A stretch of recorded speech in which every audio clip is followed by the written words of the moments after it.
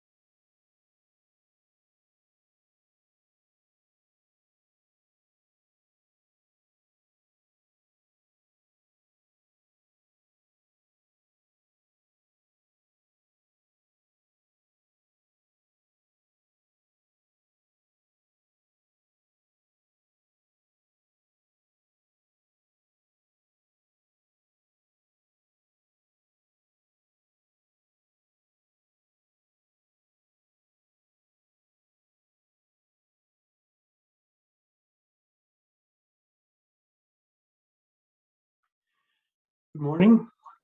Welcome to this AOCS Industry Update session. I'm Scott Bloomer with the American Oil Chemist Society. Today we'll have 4 speakers to teach us some more advanced information about their specialties, and these are very highly focused and well-educated specialists, so we have a chance to learn a lot of really advanced information here today. So first up, we're going to have let's talk about the combined use of microwave-assisted extraction and saponification for food quality and safety. So, the energy required for extraction is at one level, but the energy required for a chemical reaction is at another. So this requires a very delicate balance to operate these different reactions and different physical processes in one context. That'll be spoken about by Diego Carnargiello and Giorgia Purcaro. Subsequently, we'll hear a talk about clean label food protection strategies. So there's this antioxidant and preservation system called DuraShield from Kalsec, and this is a naturally sourced material, and Andrew Lee will be speaking to that. Next, we're going to be talking about the very large and very comprehensive topic of extraction.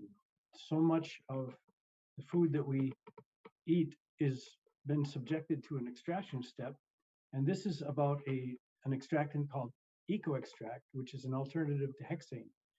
Hexane is a neurotoxin, and its use is highly restricted, and the constraints for atmospheric release are very, very tight. So this material does not share the neurotoxicity of hexane. So we're going to hear about this material from Gabriel Dufour of Pennakem in Europe.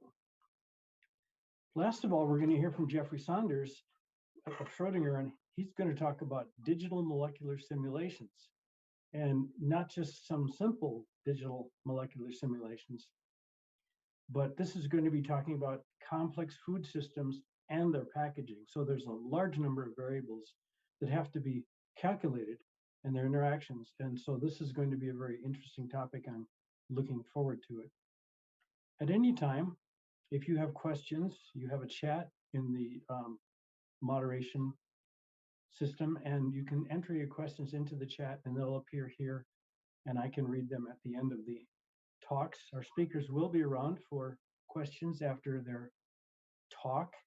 There will not be a final panel discussion at the end.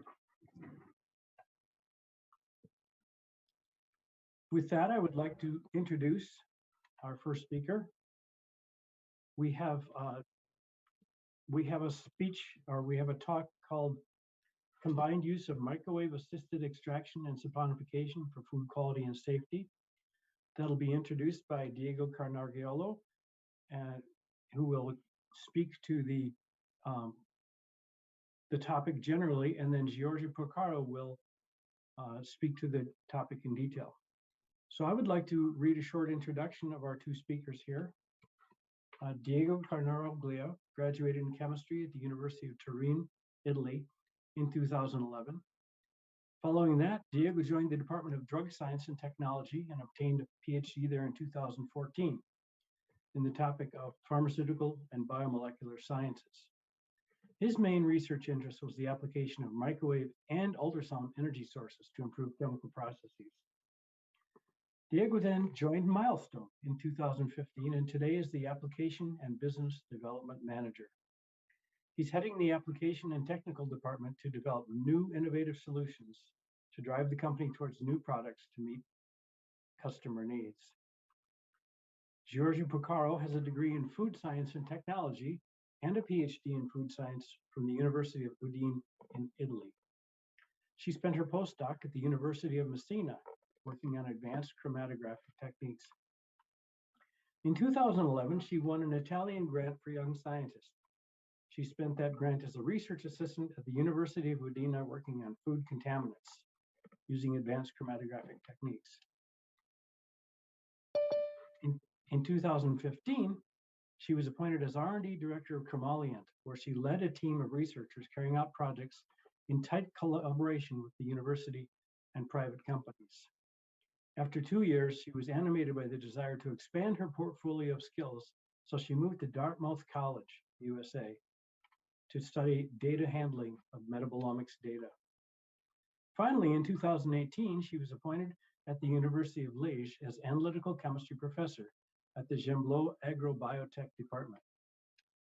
Her main research fields include advanced analytical techniques in separation science, with particular emphasis on multidimensional comprehensive gas chromatography, which we know as GC by GC, and liquid gas chromatography, which we know as LC-GC. Moreover, she works towards miniaturization of the sample preparation step to prove the reliability and robustness of advanced analytical separation tools, to apply them in many fields of interest at a routine level. In 2010, she won the Atrea Award for the most outstanding contribution in the field of separation science by a junior scientist. And in 2015, she was awarded the Phillips Award for her outstanding contribution to the field of GC by GC in honor of the inventor of the technique. And in 2015, she was included in the list Top 40 Under 40, published by the Analytical Scientist magazine. So after that introduction, I believe that their talk will be presented as a recorded file.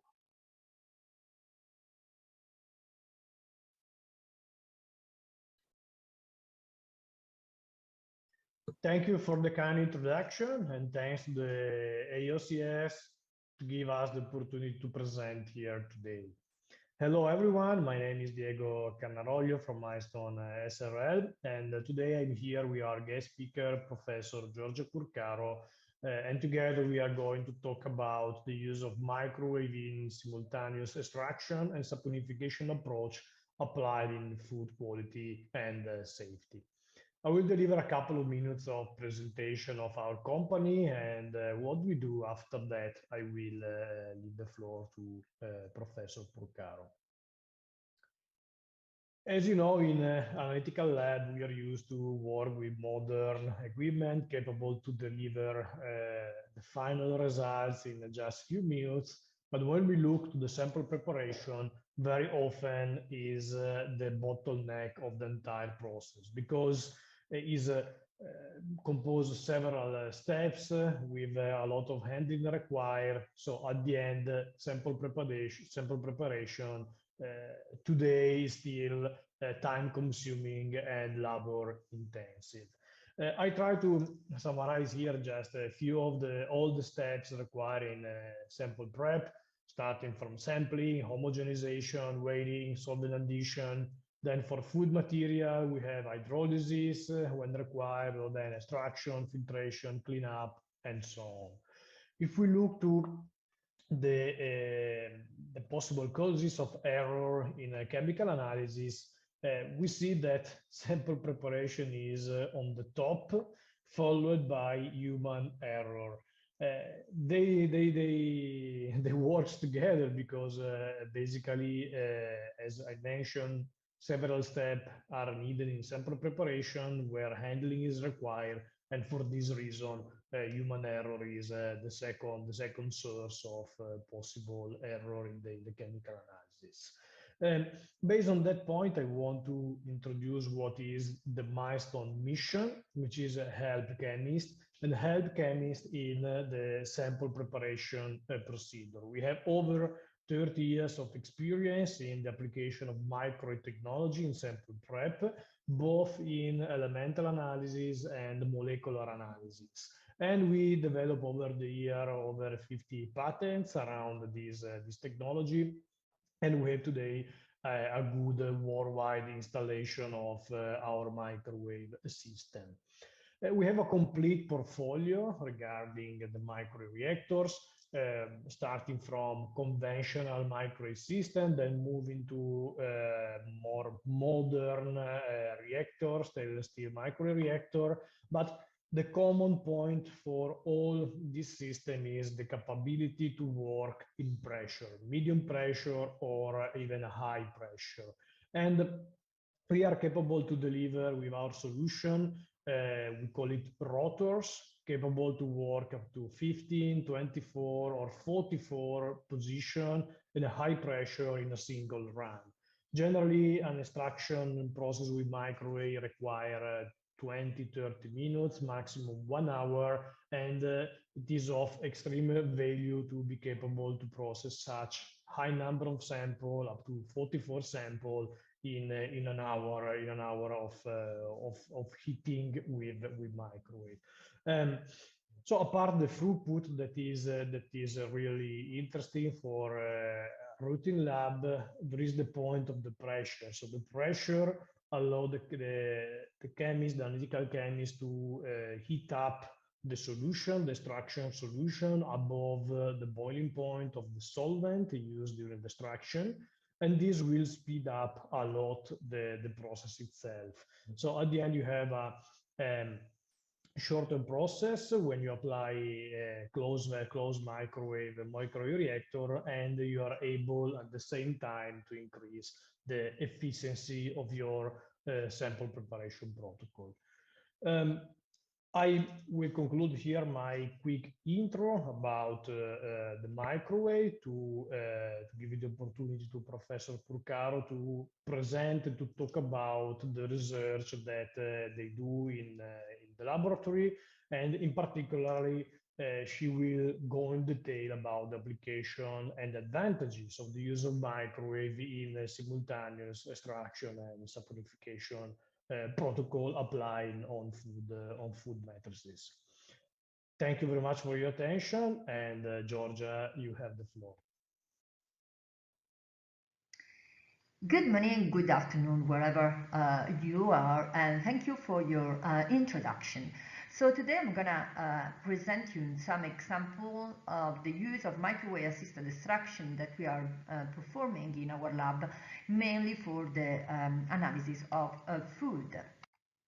In this regard, in our lab, we face different problems related to food. We are working on food safety, so contaminants, food quality, and authenticity from different viewpoints.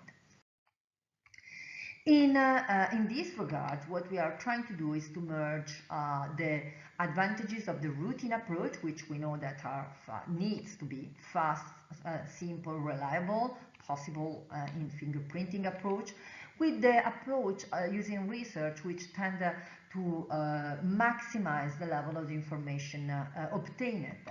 But if we can merge and have advanced routine method, highly informative, but at the same time simple, reliable, and fast, we can be on top of the possible frauds, possible new frauds and new contaminants. And in this regard, I will discuss the role of microwave assisted extractor, so the use of the microwave for implementing these advanced routine methods. I will discuss mainly two fields of application: food safety and the quality authenticity of food. Regarding food safety, the topic that we are working on intensively is the contamination from mineral oil, so MOSH and MOA in food.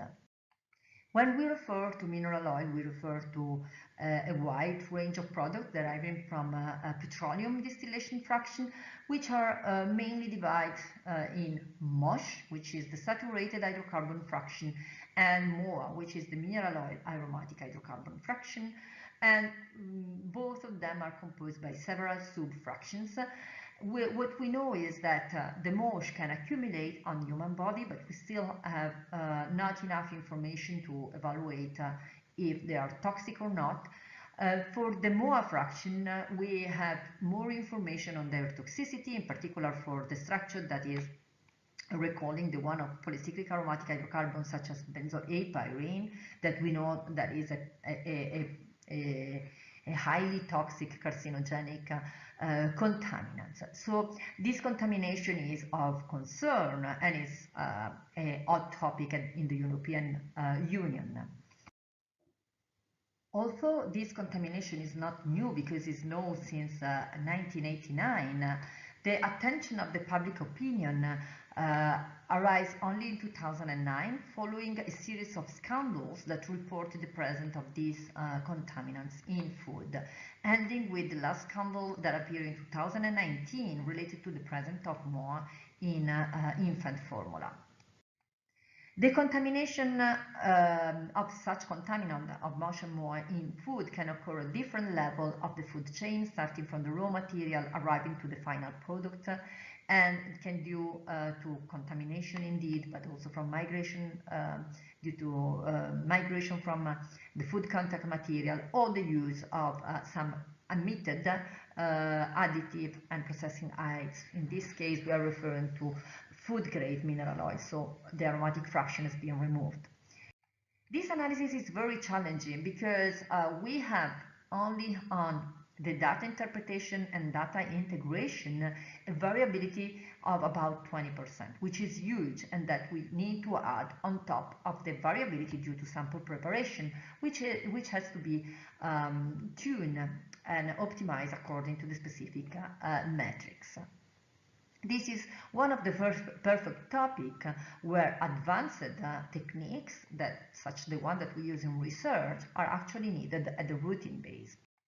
In fact, the European Union, both the Joint Research Centre and the EFSA, pinpoint towards the use of GC-GC as a confirmatory method for this analysis. Needs to highlight that already the routine method uses an hyphenated technique, which is the LC combined with the GC, which is not such an easy technique to use. So the JRC guidance reported decision 3 to guide us towards the purification steps that are needed for motion MOA fraction. But nothing is said about the extraction step, which is fundamental, because at the extraction step we can also perform a first purification, and much more importantly, we can perform at the same time extraction and enrichment. And it's very important to avoid a high manipulation to reduce the possible cross-contamination due to the fact that motion MOA are ubiquitous components. In this context, microwave-assisted extraction is very powerful because it can perform enrichment and extraction simultaneously, performing saponification and extraction in the same vessel, thus increasing the sensitivity, the recovery, and at the same time shortening the extraction time and the manipulation needed along with the solvent, so reducing the contribution of blank and possible cross-contamination. Moreover, it has been shown that the use of microwave-assisted saponification and extraction allow to extract not only a higher amount, but clearly a pre-existing contamination due to the contamination of the ingredients used to produce the product, as in this case, for instance, of the baby food, compared to the contamination that occur for a superficial migration from the packaging, so that remains superficial in the food. Here you can see this clearly this difference. This extraction and enrichment method can be used either with the routine method, LC-GC, which provides a hump for the motion, a hump for a MOA fraction, but also in combination with the confirmatory method, which is the GC-GC, which allows to separate also the subgroup present in MOSH or MOA fraction, allowing a more detailed characterization of the contamination. Our approach is to merge the two approaches, so the routine and the confirmatory method, in a single analysis using an LC-GC-GC FID-MS. But I won't go into detail for this application. I invite you to follow my lecture during the main conference. What I can say here is just that we use a simultaneous FID and MS detector, a parallel more than simultaneous FID and MS detector, to take advantage of the quantification of the FID and the additional information on the nature of what we are looking at from the mass spectrometer. We have also developed in collaboration with Liege, in this case with the company, a new algorithm to be able to quantify reliably in the 2D plot in order to really propose this method as a routine method as well. But let me move forward to the other example regarding quality and authenticity. In particular, we work on the lipid fraction and on this on fatty acid profile and minor components. On the fatty acid profile, let's start with that. We know that fatty acids are important from a nutritional viewpoint. We need to differentiate between saturated and unsaturated, and between the unsaturated, between the cis and the trans fatty acid. And this is required by the regulation, and is used also to identify adulteration. So we also, this is particularly important because of the campaign that has been launched by the World Health Organization to aim towards a trans-free products by 2023. What we are doing now for analyzing the fatty acid profile, we have many references, a reference method also from the AOCS, like for instance the method CA2B that covers sample preparation, and for the gas chromatographic determination, we have again a AOCS reference method, also an AOC, which are mainly which have mainly the same principle. Both methods recommended a 100-meter column and has an analysis time of more than an hour, and often two analyses are required because it's very difficult and time-consuming to resolve all the isomers, cis and trans, for instance, which are important because we need to detect the presence of trans. We need to use different column, so most often is a compromise to try to optimize the level of information that we can extract, or we need to perform multiple analyses to have all the information that are needed. What we are proposing in this case is the use of GC-GC with a mid-polar column in the first dimension and an apolar column in the second dimension, using a flow modulator, a reversed field flushed modulator, which is also an economical solution for GC-GC. What we did was to compare the traditional approach using the standard method of the AOCS for the sample preparation with an alternative approach using actually the microwave technology to perform extraction and derivatization at the same time, and then couple with GC-GC for the separation. The advantages of GC-GC, I think, is well known to the many, is that we have a two-dimensional separation, which allows us to easily separate partially coeluted compounds, as you can see in this case, and you see you can also take advantage of the structure and having a separation that can support your identification in the 2D plot.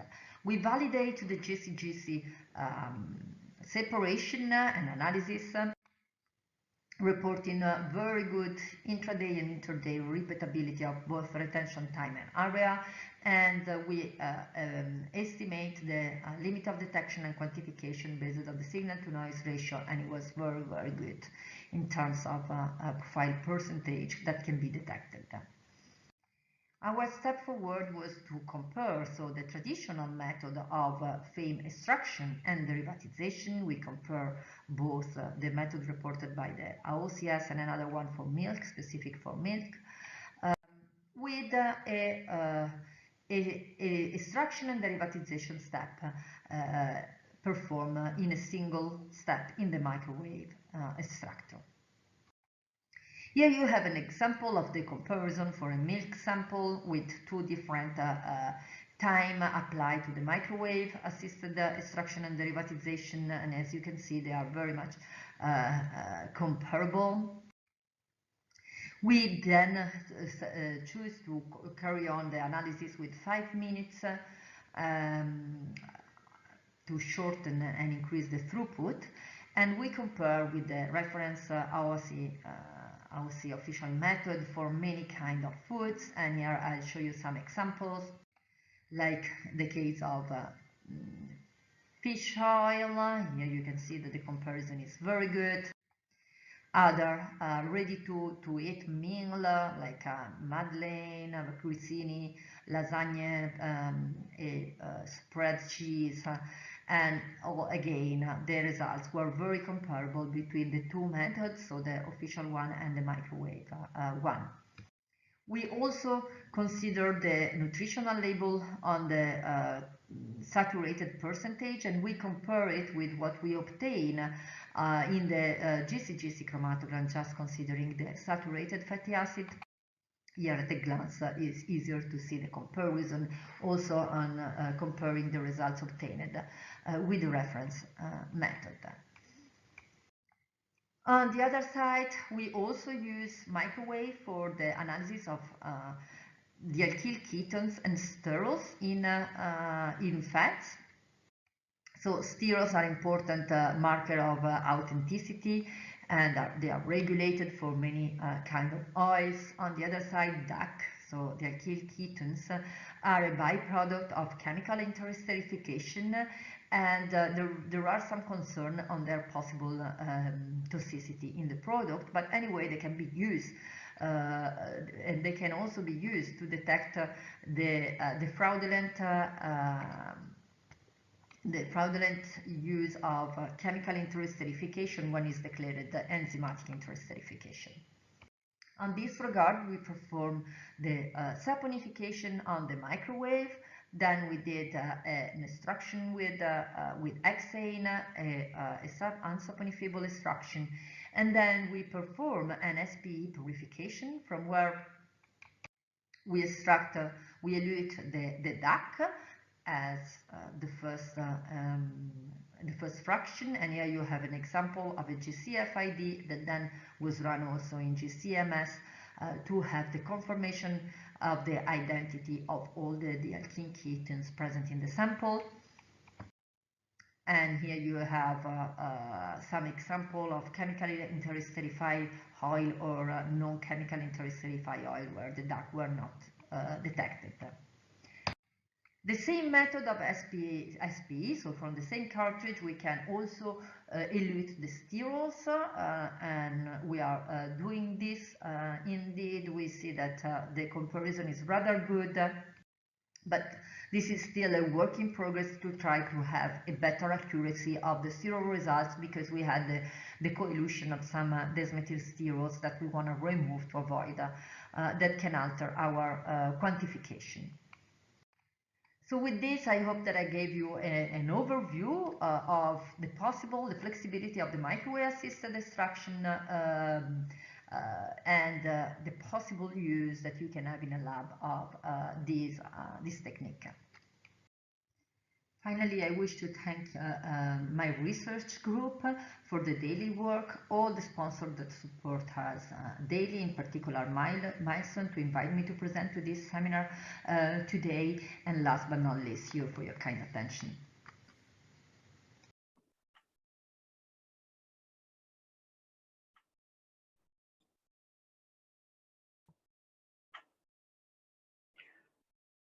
Thank you, Dr. Purcaro. Thank you very much. Great, Scott, you're not live. The stream is paused. Okay, so great. You're just going to go right to questions?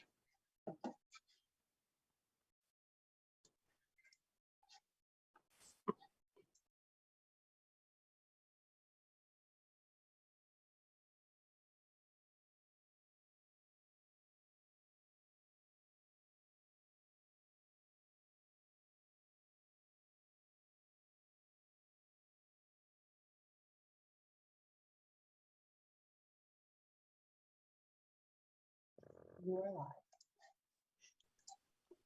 Thank you very much for that presentation. It's quite an ambitious field, because you can't take anything for granted. You can't take for granted that the materials that you're buying to do the preparation and extraction are pure enough. So would you mind addressing what do you think are some of the biggest challenges, the things that make this kind of work go the slowest? Is there significant challenges you've had to overcome in the process of developing this work? So it mainly depends from the application that you're referring to, because I've shown very different applications. So for mineral oil, the complexity is high because after extraction, we have the purification step, which is not trivial at all. And as I mentioned during the presentation, it has to be tuned for every single matrix. So at the moment, we are far to think to have a single universal method, whatever is the matrix in that field.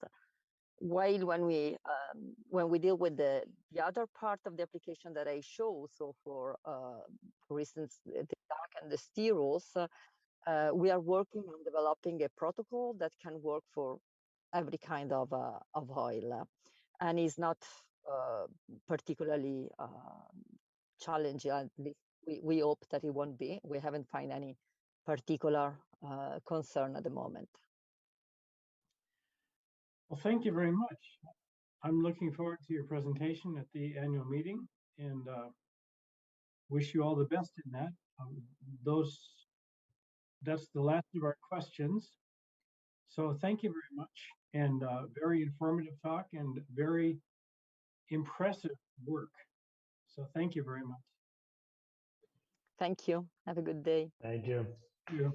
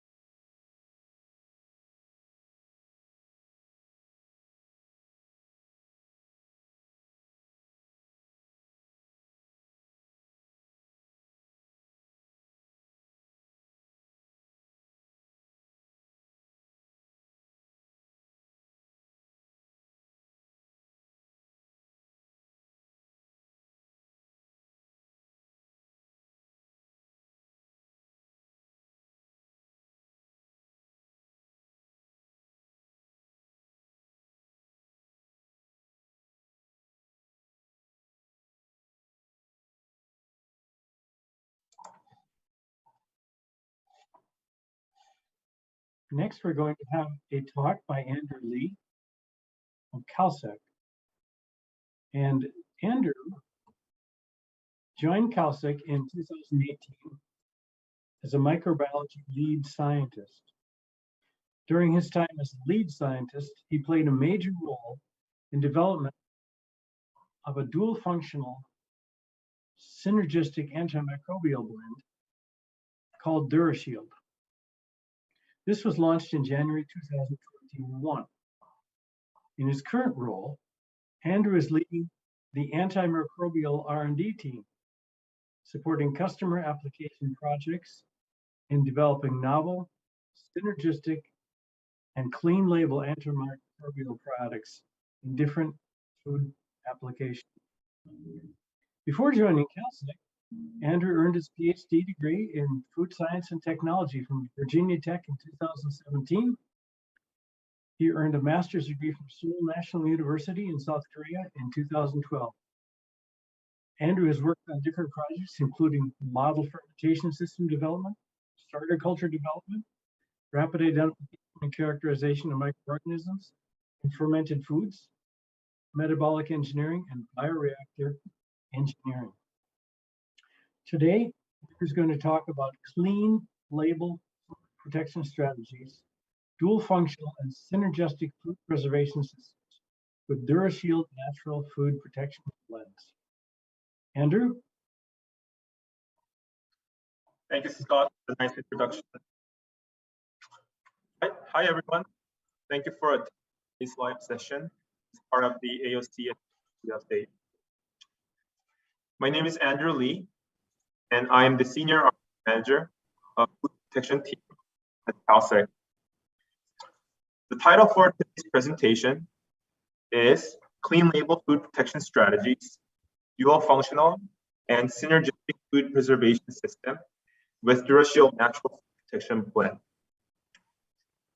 DuraShield blends were introduced last year in the market, and as the title suggests, the product is a dual functional, that it protects food products from both oxidation and microbial spoilage in a combined solution, and also captures the synergistic antimicrobial effect from the different building blocks to effectively solve these complex spoilage issues and extend the product shelf life and improve food safety as well. So today I will talk about those in much more detail throughout the presentation. Today's agenda is as follows. Start with the introduction, briefly introducing about different types of food spoilage in various food systems, and the common quality defects affected by oxidation and microbial spoilage, and further on food safety related to food microbiology. Also, I'll talk about strategies for clean label shelf life extensions, accompanied with multiple case studies, and I'll close the presentation with a question and answer. So to begin with, in food and beverages, there are different types of spoilage issues that limit product shelf life. And this could be due to lipid and fat oxidation, or microbial spoilage, or both, depending on the final application. Therefore, it is important to understand the limiting factor of a given food product's shelf life in different categories and apply appropriate solution for it. When it comes to food spoilage due to oxidation, the oxidized food product could have various issues such as off-flavor, aroma, color degradation, and change in protein functionality and texture, and loss of nutrients. To extend shelf life by protecting food from being oxidized, Kalsec offers a wide range of natural antioxidants, including rosemary, mixed coffee, ascorbic acid, acerola cherry, citric acid, and green tea. And among these different types of antioxidants, Kalsec has been a pioneer to rosemary from being vertically integrated and optimizing its antioxidant efficacy by standardizing its active components. We leveraged our own rosemary expertise and used it as one of the key building blocks for DuraShield food protection blends. For our internal research development, as well as to best support our, we established tools and techniques to measure the level of in the food system. Our capability includes, but not limited to, OxyPress or OSI for accelerated testing, and GCMS and GCO metrics for more analytical testing. Of course, human nose can be more sensitive than any other instrument in certain cases, and therefore we leverage our internal experts panel when it comes to oxidation management. Now, switching, I will move on to the other side of spoilage, which is microbial spoilage, and as well as safety. As a matter of fact, the #1 cause of recall is due to microbial contamination defect, and 48 million people get sick due to foodborne illnesses every year. Also, approximately 25% of food waste and loss is due to microbial spoilage. And due to spoilage of these microorganisms, it can cause flavor and aroma, changing color, texture, and or gas productions like floating in the package that all limits product shelf life. And to extend the shelf life from a microbiological standpoint, we approach from a very and popular concept, hurdle technology. So when there's a food having its intrinsic or extrinsic hurdle to prevent the these different types of growth and eventually grow and spoil the food products. So we are here to offer the natural food preservative system to provide an additional hurdle to prevent the microorganisms from growing. And I talked briefly about the DuraShield lens from the title and what it from a dual functional and a synergistic standpoint. So mentioned earlier as well, we leveraged our existing antioxidant expertise and capabilities and bring those as a building block, one of the key building blocks in the new DuraShield food blends.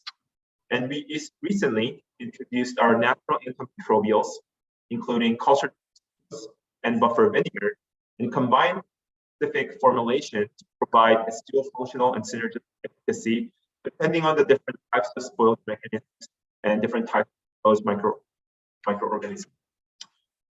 Now, I will go into a little more detail about the cultured dextrose, since cultured dextrose is one of another key building block that plays a big role in the DuraShield food protection blend.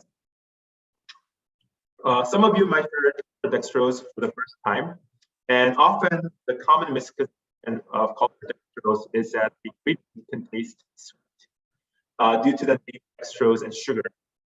However, the dextrose, remaining dextrose at the end of the product is minimal and almost, since the dextrose or sugar are substrate of the microorganisms that are used during the fermentation process, and at the end, no remaining dextrose or sugar. In terms of microorganisms that are utilized in these processes, those are generally recognized as safe microorganisms, mainly lactic acid bacteria and propionic acid bacteria that are not very different from microorganisms found in traditional fermented foods and often identical.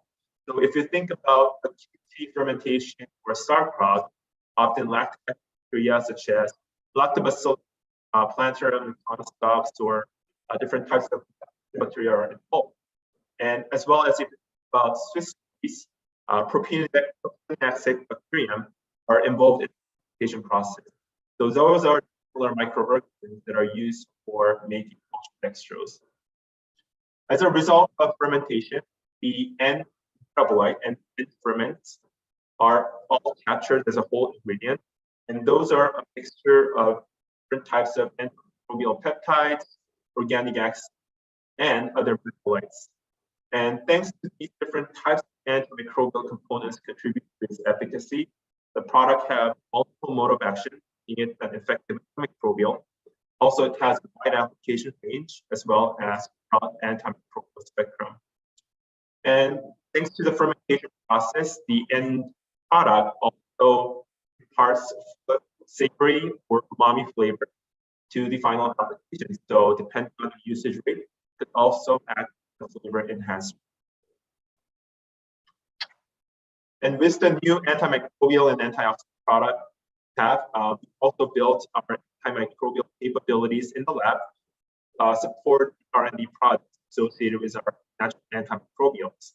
So in the lab, we have built quite an expertise in microbial physiology, food biology, and we are also capable of handling biosafety level 1 and 2 microorganisms due to our dedicated laboratory that are separated for both different types of microorganisms.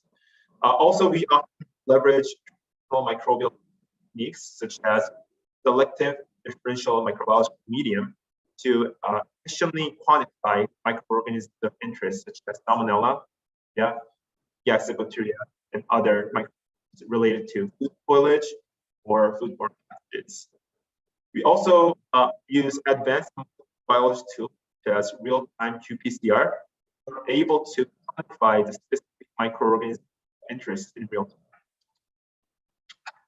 And by leveraging these capabilities, we built an efficient antimicrobial management program in the laboratory where we do anywhere from in vitro testing to efficiently test the efficacy of a given antimicrobial against specific microorganisms in a fairly high manner.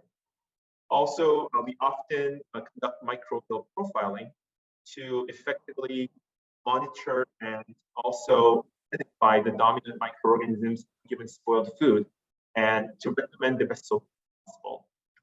Also, we do a lot of shelf life testing in the lab. So we could either leverage existing inherent microorganisms that are naturally spoiling the system, or we can inoculate a cocktail of different spoilage organisms, pathogens, depending on the objective. So with these capabilities and management system, we conducted different types of case studies using our DuraShield blends, and I will jump into the case study in a minute. So the first case study we conducted was food protection solutions for protein application. So in different EM poultry applications are subjected to oxidation as well as the microbial spoilage. So the first study we conducted was in fresh ground turkey matrix, and the study was done by adding our DuraShield and comparing to the control treatment. And those samples were packaged in a vacuum condition, 4 degrees Celsius. So if you look at the y-axis, it shows the number of total plate count expressed in a log value. And the x-axis is our treatment, including control without any antimicrobials, or with our DuraShield with different formulations. So the P acronym stands for cultured dextrose, V stands for buffer vinegar, and N stands for rosemary. So you can easily determine the combinations.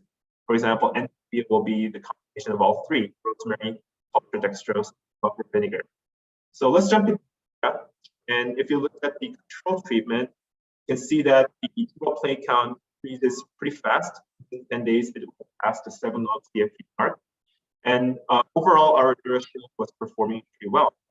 And interestingly, when we were comparing the NPV treatment versus the PB treatment, which only has a difference in the amount of slight amount of rosemary in it, we were seeing that PB were overall have a better trend compared to the PP.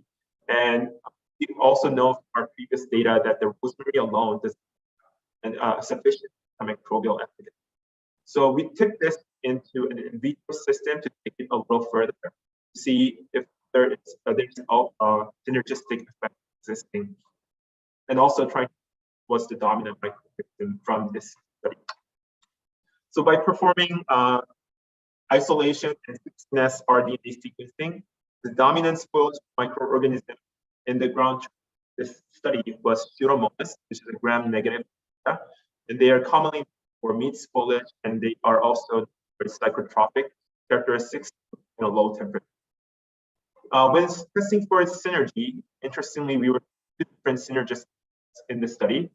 So if you first see the combination of vinegar and cultured dextrose, when it's used in a specific concentration, compared to the growth control without vinegar, it was 36.8% inhibition compared to the control, and cultured dextrose was shown 3.9% inhibition. So if there's just an additive effect, you could easily guess probably just a combination to sum up these two numbers.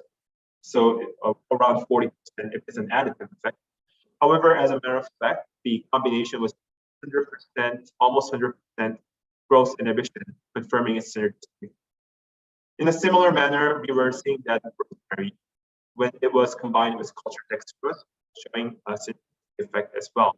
However, we were not seeing any synergistic effect when vinegar and rosemary was combined in this specific application. Now, moving on to the next study, the study was done against Listeria monocytogenes, which is a common pathogen known for its contamination. And here, we were also seeing that the DuraShield NPV combination was showing a very effective antimicrobial effect compared to without the dextrose, the rosemary and vinegar combo, showing that it's effective antimicrobial for Listeria monocytogenes. Now switching gears again to moving on to the other side of the spoilage, we confirmed the dual functional effects of DuraShield for its oxidative management properties in a chicken patty. And by comparing with the control without any antimicrobial and any DuraShield, we were seeing accumulation of paste aldehyde, which is a common secondary breakdown molecules from a lipid oxidation. And you can see that headspace aldehydes were accumulated significantly within 4 days of the storage. However, the DuraShield and NP both were effectively inhibiting the accumulation of headspace aldehyde, confirming that the effective antioxidant for the cookie rest application. And with any of our antimicrobial antioxidants, we take the flavor effect very seriously. We wanted to test whether the higher concentration of DuraShield we are using could affect the flavor and aroma of chicken patty, plain tricks without any additional spice and added. And as a conclusion, our trained sensory panel concluded that the DuraShield blend did not affect the flavor and aroma of a cooked chicken and only showed minimal impact coming from the rosemary. And you can see the rosemary impact was very minimal. And as a matter of fact, the tasting condition, the whole scale was from 0 to 15. So from 0 anywhere to 2 was a minimal impact. And this is due to the rosemary that we are using is highly standardized in its active components, where the flavoring is also used in product. Okay, I'll move on to our next study, which was done in an alternative meat. And we were also confirming whether the DuraShield was effective against these spoiled microorganisms in a given matrix. And just as a disclaimer that the culture dextrose alone treatments are not our commercial products.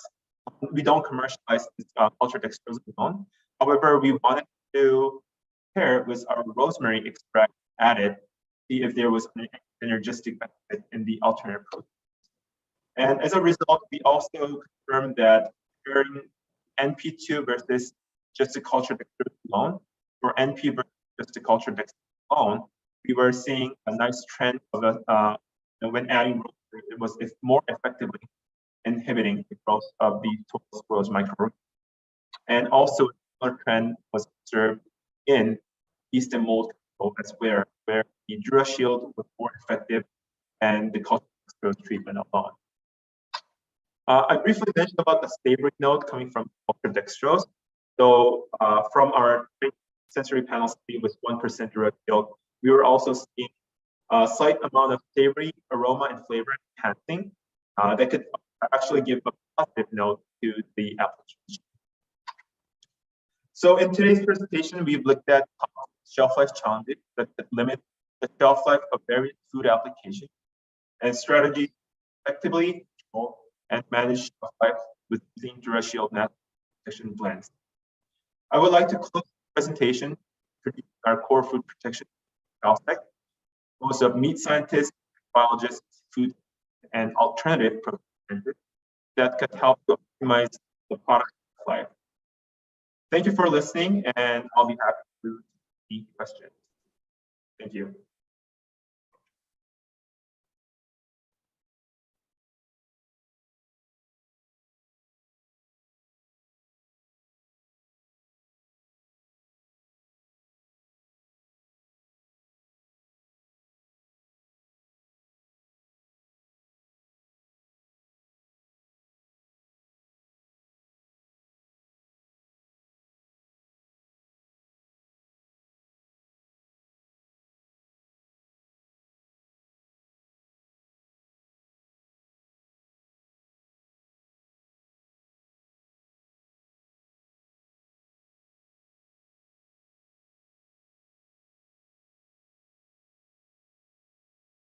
You are live. Thank you, Andrew. That's a very interesting topic. I recall my crimes against science in working with butter. I used a rosemary extract to try to stabilize a butter that was much higher in unsaturated fatty acids. Those products were much more primitive than the products that you have available now, and the herbal flavor was overpowering. So I was very interested to see that your current extracts are very, very slight in that effect. It was also very interesting to see the addition of a savory note to the pea protein. So your synergy is actually working into the flavor side too. That's really interesting. Where do you think the biggest challenge for these kind of natural materials, where would you identify as that as the real difficult thing to tangle with? Yeah, I think of two different things here. One, I think you already addressed, Scott, that the current challenge is the flavor impact. So when it comes to rosemary or different types of antimicrobials, natural sources often impart flavor to the system where that's not necessarily the desired cases. So as you mentioned, we would control the flavor profile of the rosemary. It can be anywhere from regular rosemary with the antioxidant with the rosemary flavor, all the way to flavored rosemary with impact on the rosemary note. But also similarly to the other microbial building blocks, it always comes down to the usage to a specific application. So the key will be having minimal flavor impact or desired flavor impact with effective efficacy that's targeting the shelf life, right? So one thing I wanted to answer.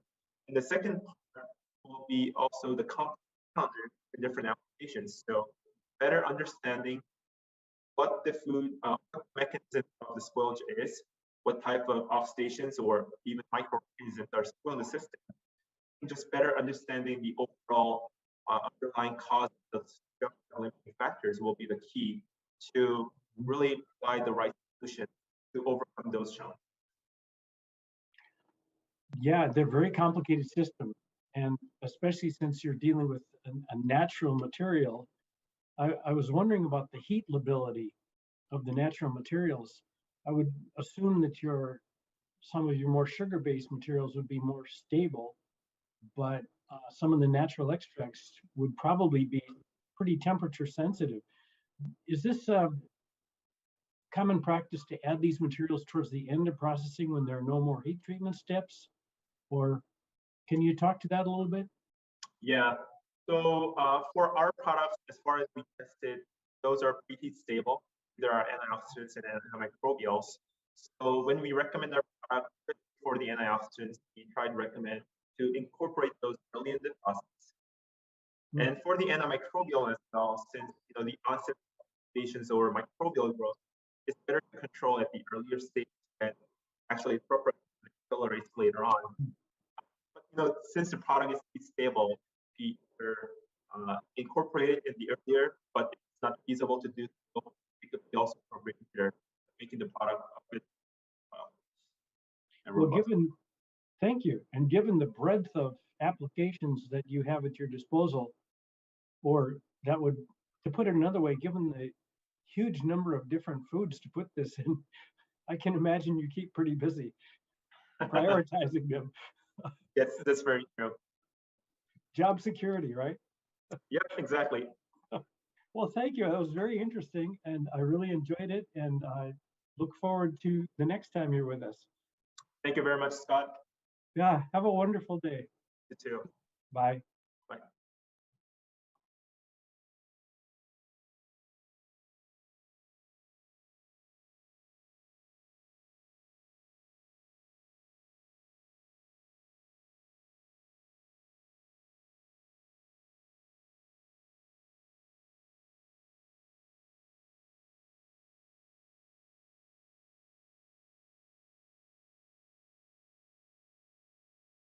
You are live.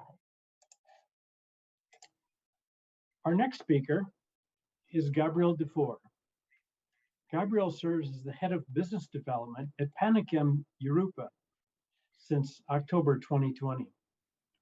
His role is to lead business development activities of EcoXtract technology, define the commercial marketing strategy, and identify the paths to put this technical innovation on the market. Gabriel holds an MSc in Food, Agricultural, and Life Sciences from Agro-Bio Tech and a master's in Energy Economics and Sustainable Development from IFP School. Gabriel began his career working in the oil and protein industry with Avril Group in France, where he was involved in the strategy and corporate development department. In 2017, he joined Le Safre Group, a world leader in fermentation in yeasts, where he held positions in strategic products checks coordination and business development for nutrition and healthcare industries. Gabriel? Hello everyone, I'm delighted to have the opportunity to share with you today the recent achievement in the development of EcoXtract, our bio-based and safe extraction technology to produce plant-based oils and proteins. Before introducing EcoXtract, I will say a few words about Minafin, the group supporting the development of this innovative solution. Minafin Group is a French-Belgian company specialized in the manufacturing of fine chemicals with two main businesses. First, the production of active pharmaceutical ingredients, and second, bio-based chemistry targeting diverse market applications.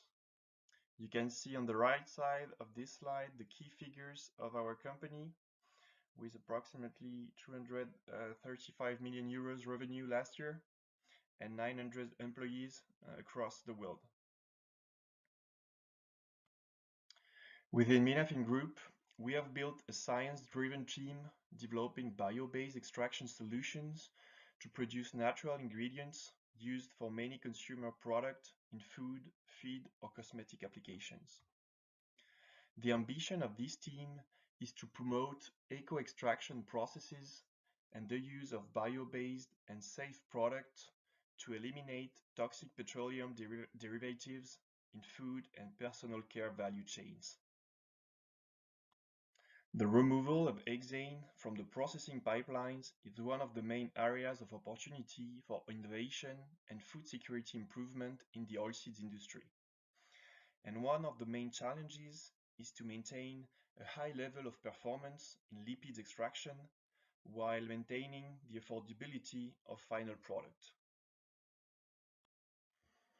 Our lead technology, EcoXtract, is using a bio-based solvent produced from non-food biomass, the methyloxolane, to extract efficiently lipid fraction from plant material to produce vegetable oils and proteins.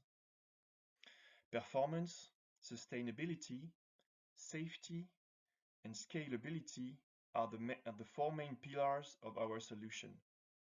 And I'm going to detail each of these pillars in my presentation, starting with performance features.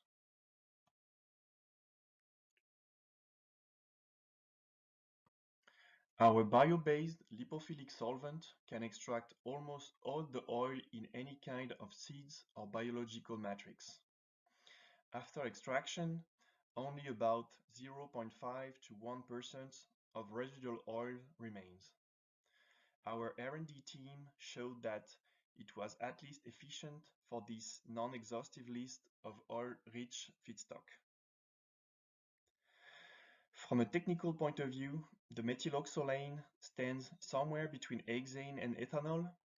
It is mainly nonpolar, fully miscible with lipids, and compared with hexane, it has the particularity of exhibiting a better affinity for triglycerides, phospholipids, tocopherols, and polyphenols. It has been validated at lab, pilot, and small industrial scales that methyloxolane is showing similar oil extraction yield when compared to hexane. For example, pilot trials on soy and small industrial scale trials on canola showed that we can achieve a residual oil content in meal below 1%. Crude oils are generally richer in phospholipids, tocopherols, and polyphenols with EcoXtract due to the slight solubility of our solvent with water. Now let's focus on the environmental benefits of our solution. EcoXtract is using a bio-based and renewable solvent to produce from non-food biomass. Methyloxolane is a plant-based molecule derived from furfurol, a platform molecule produced from abundant hemicellulose-rich sources such as corn cobs or sugarcane bagasse. This product is upcycled from low-value food waste and thus does not require the cultivation of additional land for its production. It is recognized as a 100 bio-based product by the USDA Bio-Preferred program. Our company, Pennakem, within Pennakem Group, is already manufacturing for more than 10 years at commercial scale the methyloxolane in a factory located in the United States, in Memphis, Tennessee, more precisely. And why?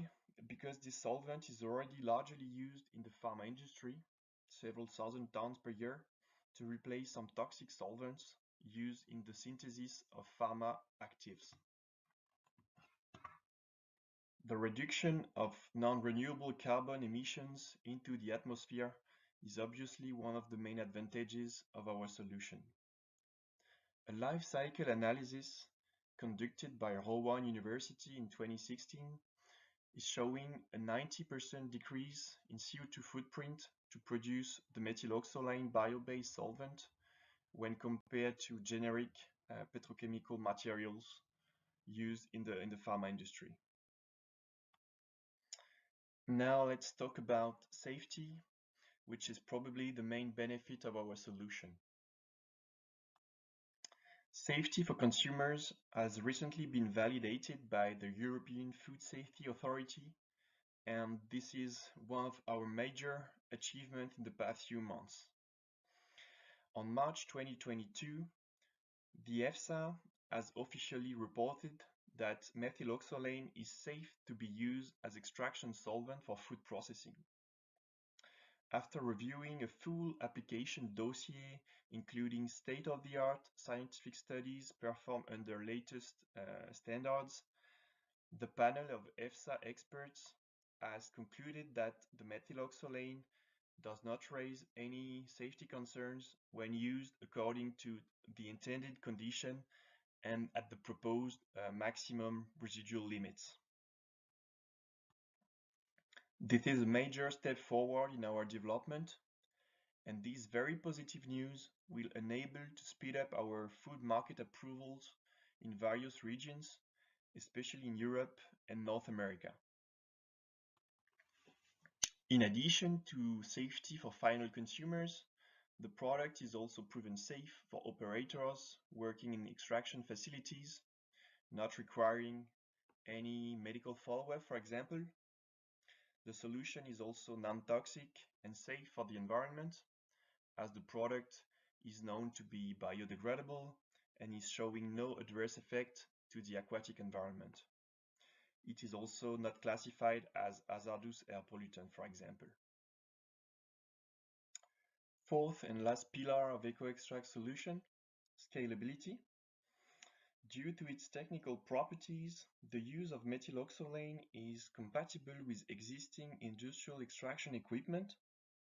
It can be implemented in existing commercial scale extraction facilities with no significant modifications, using the same exact extraction equipment and solvent recovery equipment. In June 2021, a European grant was awarded to our company along with a consortium of 4 partners by the European Commission under the Horizon 2021 program. This funding allowed to slightly modify the hexane-based extraction unit of New Holland Extraction, based in the UK. This 10 to 15 ton per day extraction unit is now able to operate with EcoXtract or hexane. First production campaigns with EcoXtract were carried out on soy and other feedstocks during Q4 2021, with very promising results with respect to the efficiency of extraction and solvent recovery in a continuous mode. The next steps in the scale-up of our innovative process is to perform additional trials on this demonstration unit in the UK, using different oilseeds to optimize the process parameters. We also expect to retrofit other extraction units in the world in the coming month.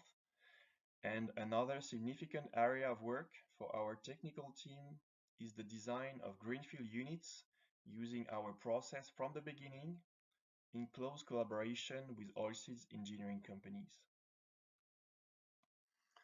Based on our experience, we know the main modifications needed to switch from an hexane-based unit to an EcoXtract one.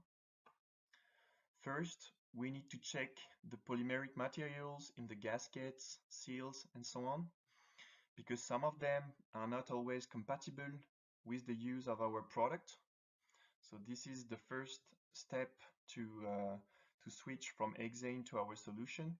Check the gaskets and then the polymeric materials mainly. The second step is to replace the reboiler by a distillation column, because with the slight solubility of water of our product, there is more solvent in the water phase after liquid-liquid decantation, and we need to have this distillation column to make sure that we can maximize the solvent recovery.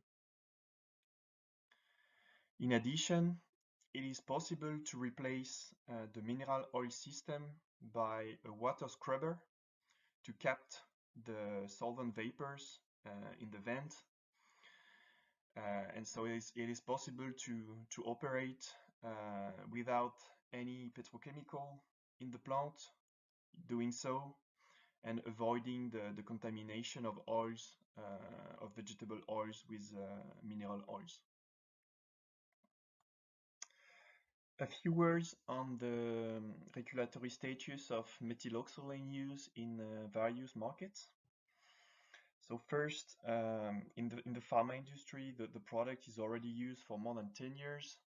It is classified as a low toxicity solvent in the same classification as ethanol in the pharma guidelines. For cosmetic applications, the product can be used for the production of Cosmos certified cosmetic oils and ingredients, so allowing to produce Cosmos approved natural and organic ingredients. For the food applications in Europe, now that we got the green light from EFSA in March 2022, we expect that methyloxolane will be listed in the coming weeks in the list of approved solvents for the food processing in the Directive 2009/32. In North America, we expect an approval during the second semester of 2022 through a food contact substance procedure. We also expect to get the approval for Australia market in 2023 for food applications. In feed applications, the methyloxolane is already authorized for use in Europe and China.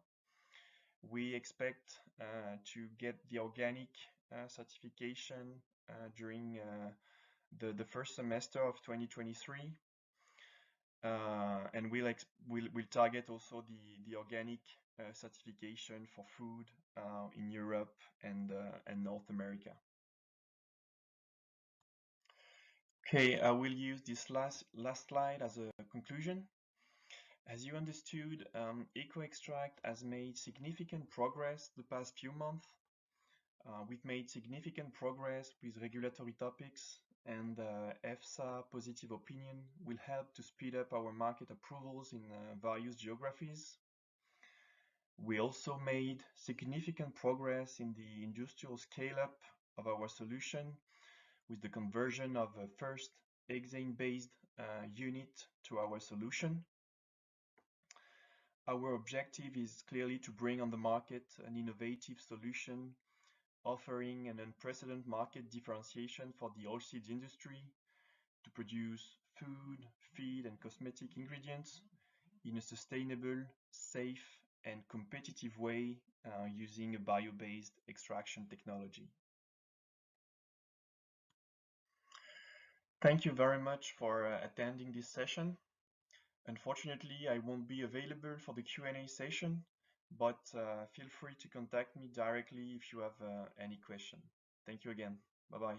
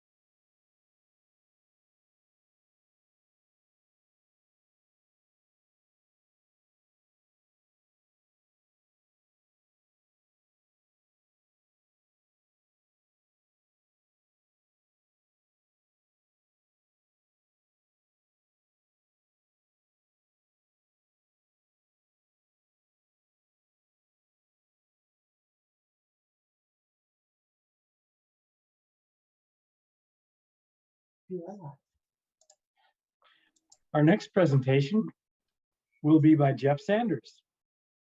Jeff Sanders received his BS in Applied Physics from Worcester Polytechnic Institute. Then he went on to earn a PhD in Biophysics and Molecular Pharmacology from Thomas Jefferson Medical College.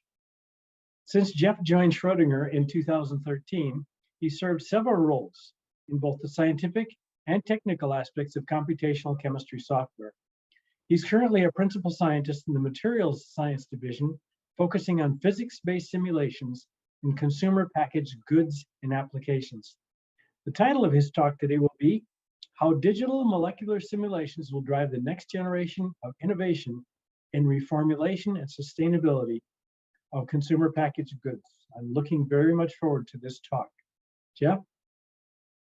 Thank you, and thank you everybody for taking the time today. Hopefully, by the end of the talk, you'll understand what molecular simulation is and how we can use this as a tool to help drive sustainability efforts in various different areas. And I'll focus mainly on formulations, surfactant, oil-based products, and packaging, but know that it extends well beyond that. So just for those that are not familiar with Schrödinger, we have a goal of improving human health and quality of life by transforming the way therapeutics and materials are discovered, designed, and formulated.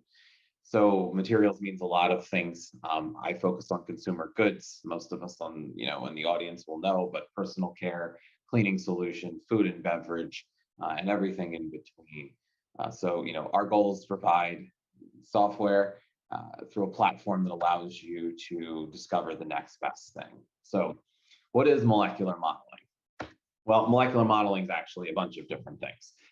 And I'm going to focus primarily on two, but just so we understand a common graph that's shown whenever we talk about modeling is, multi-scale or what types of simulations, how big are they, what are we representing, what type of physics are we using? So, the more common one that's used, I would say in industry, are continuum or multi-physics simulations, where you might be modeling an entire chemical engineering level process, modeling an entire product part. You can go down the name, you can even do for food products with FDA modeling. That's not what we do. We are on the molecular and coarse grain scale. So that means we're going down to very, very small, maybe tens to 100 atoms, describing it with a very high level of theory using quantum chemistry simulations. And the most common one is density functional theory, but I won't be talking too much about that. But those simulations are very good for looking at product stability and ingredient degradation, things that have been mentioned earlier. And then the primary focus today will be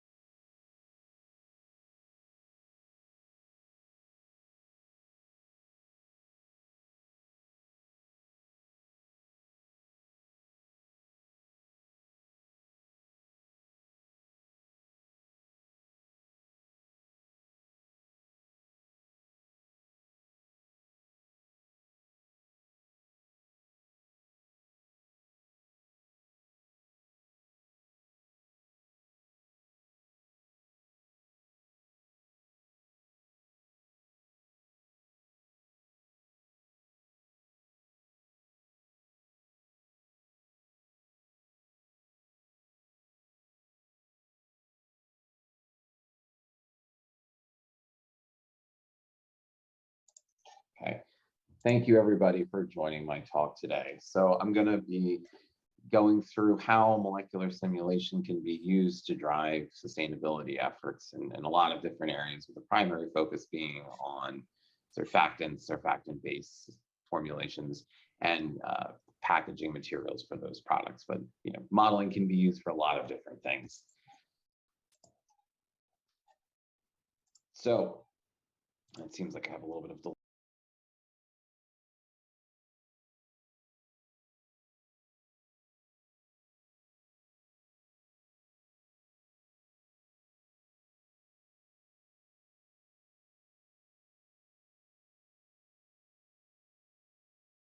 And quality of life by the way that therapeutics and materials are discovered. So what is molecular modeling? Well, it's actually a lot of different things, and depending on what properties you're after, what you're interested in, you may use different types or different levels of theory, as we generally say. So most of you are probably familiar with, multiphysics or continuum FEA level simulations of finite element, where you're simulating an entire chemical engineering level process, a whole part or product. We are way smaller and on both time scales and length scales. So we'll go all the way down to 10 to 100 atoms, where we'll use quantum chemistry level of theory to describe important electronic properties, and we'll use density functional theory commonly, which is very important for looking at optical properties and also stability properties, which is very important for ingredient degradation and stability. Moving up to more larger condensed phase simulations, so we're now talking tens to hundreds of thousands, even millions of atoms. We're using Newton's second law, F equals ma, to describe the evolution of those systems, and we're representing the atoms and bonds as balls and springs with fixed charge properties. Polarization is not generally done. Oftentimes, and a really good example is surfactant morphology. We're not on the length scales with all atom that we can look at phase separation or assembly of bicontinuous emulsions or micelle morphology. So we'll move to coarse graining, where now we're representing multiple atoms as a bead, and we're parameterizing it depending on what type of coarse grain simulation we're running to represent the most relevant physics and non-bonded and bonded interactions without losing too much accuracy, while able to speed up the simulation. And since I haven't explicitly mentioned time, often the atomistic simulations are on the nanoseconds to a few microseconds, and the mesoscale simulations are on the microseconds up to milliseconds, depending on the level of coarse graining. Molecular simulation has been around for a long time. There was a Nobel Prize that was awarded the year I left grad school. So it's something that has really been established, has very large impact in the scientific community when trying to understand the molecular details of your system. And for a long time, it required a PhD in this area or related area, and everything was done, via command line. So you see, like in movies with hackers and a bunch of text program. We wanted to change that by providing an interface that is unified to use all of the tools I just mentioned, but within a single application platform. And that is required years and years of development, hundreds of developers.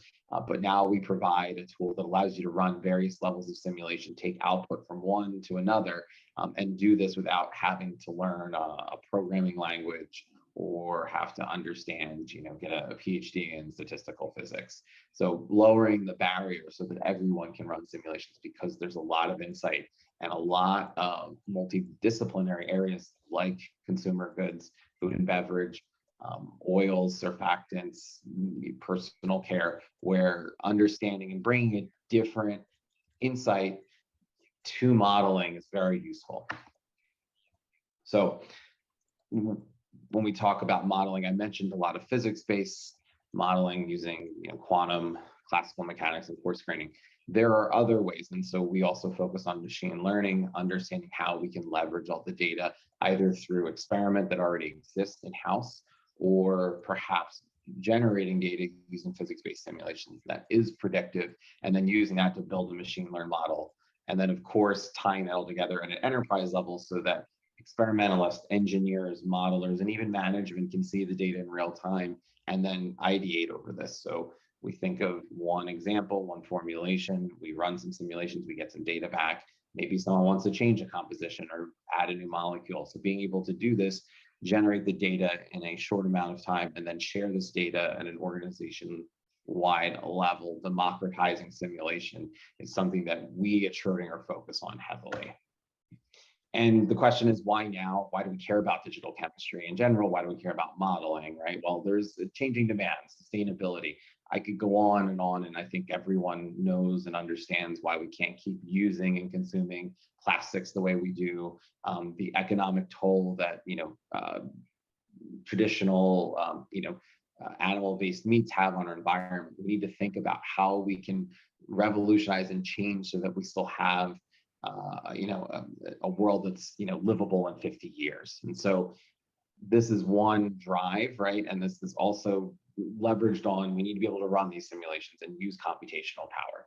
And so really our contributions is to provide these tools, as I mentioned earlier, in a way that's accessible to experts and non-experts alike, and also distributed on a much higher level. And so, since I've mentioned sustainability, there are a lot of challenges, not just in surfactant-based applications coming up with new plant-based surfactants, or trying to replace one that maybe consumers no longer want to see in their product, but also the packaging itself, the plastics, the papers that we use that our product goes in, either going to transport to another business to business or going direct to consumer. And so there are a lot of challenges associated with this. Plastics are a big one, impact both from an economic, environmental standpoint. How do we drop in replacements for traditional components? That's a very difficult problem. We can't go out today and replace PET or PE or polypropylene PP with something else, a bio-based polysaccharide polymer. It doesn't work that easily. So we really need to address and understand, as we replace and improve and generate new packaging materials or new formulations for products, how difficult is this modeling be used to lower that barrier? And this is, of course, driven by a lot of global initiatives, changes from the USDA, from EU, for what can and can't go in our foods, can't go in our cleaning agents, can't go, in our packages. So there's serious motivation to do this and to do this now. So the idea and the goal of doing this, right, is we take a sustainable or renewable feedstock, which plants are everywhere, right? Large biomass, and they can generate or be used to generate a lot of useful building blocks, fatty acids, terpenes, flavor molecules, amino acids, other proteins in general. So can we get those? Can we convert them, or can we separate them? And then can we build a product that then can be used, and when it's done and it's discarded, it can be degraded through some biological mechanism? And then can what it's degraded into not be toxic, but be used as like CO2 or water or other organic or inorganic degradation products that can then be fed back into a renewable feedstock? So stepping away from sustainability for a second and focusing on, trying to make new materials, new chemicals in general, it's a tough process. It takes 10 to 20 years. It's slow. A lot of it is hit or miss or trial and error. That you think of the dartboard analogy when you're making a new formulation. That's not very rigorous. It can be very, expensive, and you can end up with no new product. So why not we try and use a tool that allows us to spend less time, spend less money, get additional insight into what we're trying to develop or redevelop.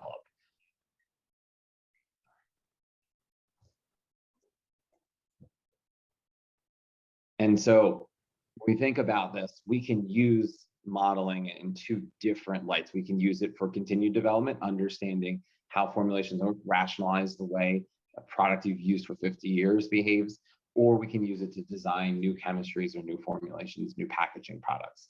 And this is faster and it's cheaper, and there's a lot of advantages. So let's focus, now that we've set the stage here on molecular modeling of surfactant-based solutions and how you can use this when coming up with new sustainable surfactants. So these are just a very few examples, and I'll illustrate, what can modeling tell us with surfactants. It can tell us a lot of things. Some of the main things that we're interested in are usually morphology, and how we can use surfactants to model behaviors of different temperature, different pH, different salt conditions. So we can look at, phase diagrams of surfactants and maybe a solvent, a co-solvent in water, and we're able to model very quickly how we can form very large, assemblies, things like liposomes, mixed micelles, rod-like. You can go through the entire phase diagram, and you can do this with coarse grain simulation.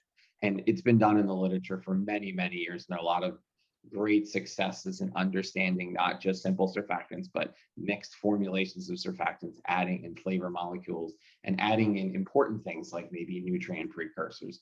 So this is a more relevant, more tractable example where maybe we want to get more, beta carotene, right, essential vitamins into a new beverage. So we need to create an emulsion, so we need some type of surfactant.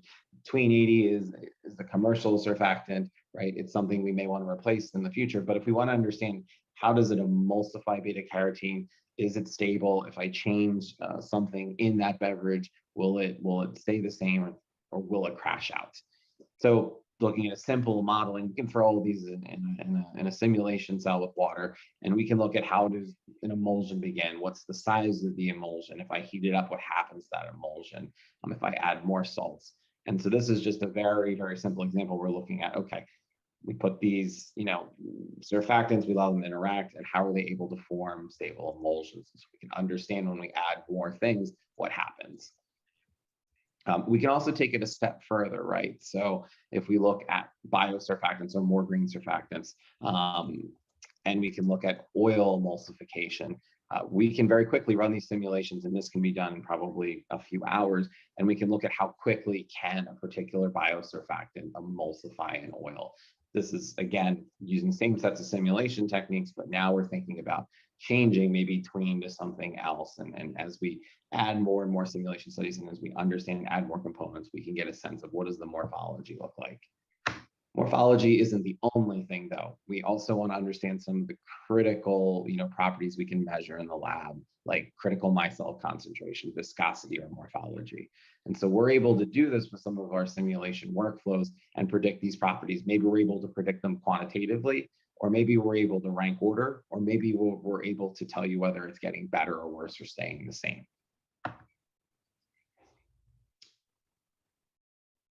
Traditional small molecular weight surfactants are what we usually see. Those are the nice things I can show you. But as we move towards more plant and natural sourced ingredients, we need to think about proteins and polysaccharides, right? Borrowing from nature to do these things. Proteins and polysaccharides are really good at effective emulsifying an oil. There are many different types. You can mix them together. They can form very complex interfaces between oil and water, and understanding these, whether the protein partially unfolds, how the polysaccharide interacts is very important. And so this is something that is not very easy to study experimentally. If you want to look at how are these interacting, you're looking at either bulk level properties, but you're not going to get very high resolution structures. And they're, as a result of that, they are less well known than traditional synthetic, low molecular weight surfactants. And as we add more and more complexity, we need to understand, can these polysaccharides, can these proteins do the same job as traditional surfactants, and how are they able to do that? And that insight allows us to better iterate or design new emulsions using bio-based particles or molecules. And then, to show a very simple example, from nature, there are very surface active proteins called hydrophobins that exist within fungi. They're very important for the development cycle and reproductive cycle. And they're they're actually the most surface active proteins in nature. And we know what they look like from a structural perspective. It's a little harder to draw a protein than it is a small surfactant, but we know what the crystal structures look like, and we have an understanding of what are the types of assembly modes, whether you're at an interface or whether you're in solution. Whether you can form a dimer, a polymer, an air-water interface is a self-assembled monolayer, or a fiber, which may be important for plant-based protein applications like alternative meats. So we can take these structures, we can look at oil-water interfaces, we can look at self-assembly, we can look at surface absorption. This is a whole other talk if I wanted to dive into it, but just one simple example is we can, again, simulate with water, and I'm always hiding water for the most part because it just gets in the way from all the other pretty colors, to look at if we simulate maybe a few of these proteins, the hydrophobins in a box, and understanding, how they generally assemble. Maybe the green part is what's known about how they form a dimer. What happens when you put more of them in there? You drive up the concentration to form a fibril. And so this is something that's very hard to do experimentally, to understand what these fibers look like, and you need to understand what the non-covalent interactions that are driving assembly if you want to better tailor them to serve a particular function in your products. And then additionally, beyond just using them as an emulsifying agent, you might also want to use them to encapsulate something. So encapsulation is important for a lot of reasons. Food and beverage are a really good example, or fragrance. And polysaccharides specifically, and some proteins, are very good at encapsulating molecules so that they don't degrade, they don't interact with things that they shouldn't until the product is put into use. Whether you're eating it, whether you're spraying it, or whether you're mixing it into something else. And it's been known for a long time that starch-like molecules, amylose being a good example, can encapsulate, or it can bind to lipids and other small hydrophobic molecules. If we want to understand how to simulate those, we want to make sure that we can simulate the properties for polysaccharides correctly. And so we're going from understanding the chemistry to parameterizing a particular structure like a small chain or a medium chain amylose molecule, nice represented polysaccharide.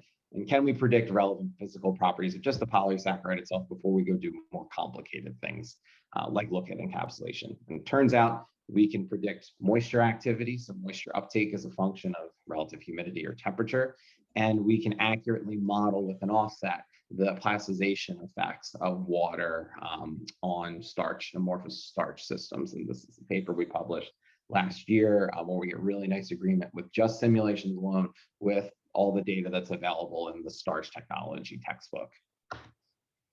So back to encapsulation, we're thinking about how do we make inclusion complexes with surfactants, other ingredients that we don't want to interact with solvent or otherwise, and how do we quantify that, right? So in traditional host guest binding or protein ligand, or however you want to call it, we can thermodynamically describe these interactions and the stability. And so we can do that using Gibbs free energy. We can calculate what's if we know the binding affinity for a molecule and maybe a starch, an individual starch chain, we can calculate using simulations what is the relative binding constant, and also what's the free energy associated with that. So if we're selecting a particular set of molecules or understanding competition between other molecules, we can rank order these and we can get the right trends. And a really good example here is looking at we want to calculate the binding as we increase like an alkane chain for particular type of flavor molecules. Are we getting the right trends? And it turns out, if we compare against some, experiments that have been done in the literature, we're actually getting, an increase or decreased binding strength as a function of the alkane chain length. So, key point here is that, longer linear chains form more stable complexes.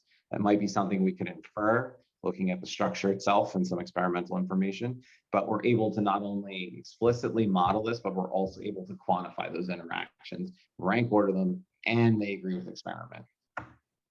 And for the last thing I'm going to talk about, I know I'm running close on the clock here, is the packaging side, right? So that's just formulating on the product side, but what about packaging? And a really good example that we like to show is BPA, because everybody knows to buy a BPA-free bottle.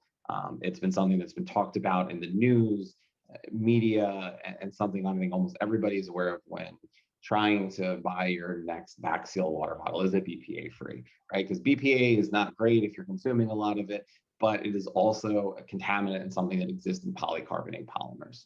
So if we look at a plastic that might be a color-coded bottle, right? So it has a dye, it has BPA, and it has a polymer. How does that BPA leach into solution? And so maybe we're looking at a high ABV beverage. You can pick other ones, and we're going to model the interface, right? So when does the right where the product touches your coating, your packaging, or your first layer, what does that look like? What happens when you heat it up? Is BPA able to leach into solution, which it is in this particular case as we go from left to right, increasing temperature. We can see our little green BPA molecules are moving into solution as we do that. So this is a good way to qualitatively say, okay, at room temperature, it's probably all right. We're not getting much BPA into our high ABV liquor. But as we increase the temperature, maybe it sits on the truck, maybe it has to go through processing, maybe it's just a hot day in the warehouse, we're going to have more BPA leaching. And we can go a step further from that and actually quantify it. So we can look at what's the diffusion and what's the diffusion into the solution versus diffusion within the polymer matrix. And again, this is all something that we can easily do and analyze. Last, and I'll end on this, is looking at more bio-based packaging for the future. So looking at replacing traditional plastics, as I mentioned earlier, with things like chitosan, chitin, or cellulose, and then polylactic acid, right? So things that are renewable, they're thermoplastic polyesters. They need to be mixed. These are very hard to create an equivalent plastic, but we need good thermomechanical properties for a blend in order to create a drop-in replacement for the plastic bottles we use today. And so one of my colleagues in Europe has been working on understanding not only how do these mixtures give you insight. First, sorry, the slide is jumping around. How do we identify these things properly? Are we packing them? How do they phase separate? What does it look like if we have a particular polysaccharide or long chain biopolymer and PLA? How do they phase separate on the nanoscale? Understanding that. Understanding how they might create pores if there is some phase separation, quantifying all of that on a per chemistry basis. And then also understanding, do we get the right thermomechanical properties, the real things that we're after? So we get the TG trends, right? So as we add increasing polysaccharide content, we see that the TG goes up. That agrees with the experiment. And also mechanical properties. So as we add more single polysaccharides, we see that, both uniaxial tension and shear tension increase. So our thermomechanical property predictions are in line with the experiment. We may not get the exact same number, but we're getting the trends right. And then also water loading, right? Moisture, which is really bad for product stability. Can we load the water in there? And where does the water go? Does it go near in the cellulose, or does it go to the interface between the PLA and the cellulose? And so understanding, not just can we predict relevant thermomechanical properties and moisture uptake, but getting the molecular insight so that we can help better inform decisions on how we design these products moving forward. And then, of course, plasticization effects on TG or stress strain properties, mechanical properties are all things we're doing, and we're working on a publication for this. So just to round out, I know that was a lot. I try to cover a fair, broad spectrum because I know the audience is very diverse.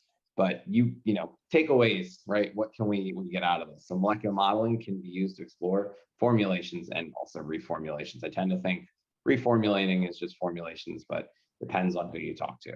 You can understand morphology, environmental effects, which can lead into product stability or shelf life. And you can model not just the product itself, but the packaging. Sustainability is not going away. It's going to require novel formulations of product designs. It could be very expensive if you do experimentally or if you're just doing trial and error. But if you're using simulations as a way to triage good versus bad ideas, it's a lot cheaper and a lot faster. Modeling is never going to replace experiments, but it can enhance them, and it can be related either indirectly or directly to experiments. I've just shown a bunch of examples where we do agree with experiment in varying degrees, which allows you to either narrow your search space, whatever that may be, chemical space, formulation, or packaging space. And by reducing these numbers of experiments, right, we're also reducing and increasing sustainability from an organization standpoint by using less energy, using less water, using less expensive raw materials, and less manpower to get results that aren't bench level experiments. And to end, does this work? Yes, it does, and not just for us, but our customers use it. And there's a really good blog on our external collaboration page where one of our customers, Reckitt, talks about how they were able to adopt simulation. They were not simulation experts. They were able to get useful data in a few months. And for them, they've seen on average that they're able to expedite timelines 10x compared to just using experiment alone. So not only are you able to drop in, replace simulations for some of your experiments, and that itself is sustainable, but you're also increasing and accelerating discovery of new packaging and new formulations. And on that, I will say thank you, and I'm happy to take any questions.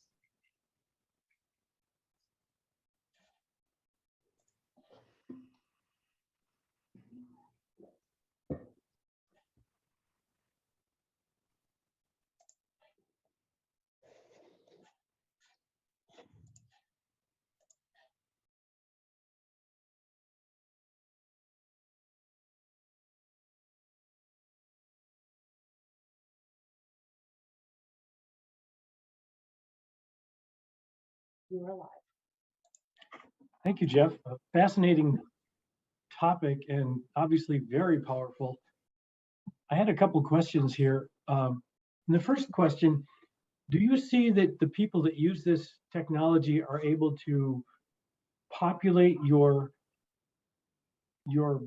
data set with what they know and then run some experiments through your Schrödinger platform and then use the results of that to inform their next steps for lab research, and then kind of just weave back and forth like that?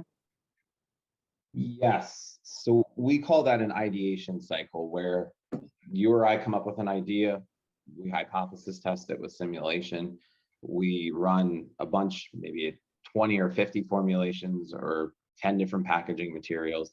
We decide which ones might be best or worst, depend on a single property or multiple properties. Go into the lab, instead of making all 10, now we'll just make 5 or 3 if we, depending on how the data spread looks. And then that experiment might inform, okay, this is good, but it's not quite good enough. You're going to go back to simulation. You're going to refine those simulations to further narrow the scope.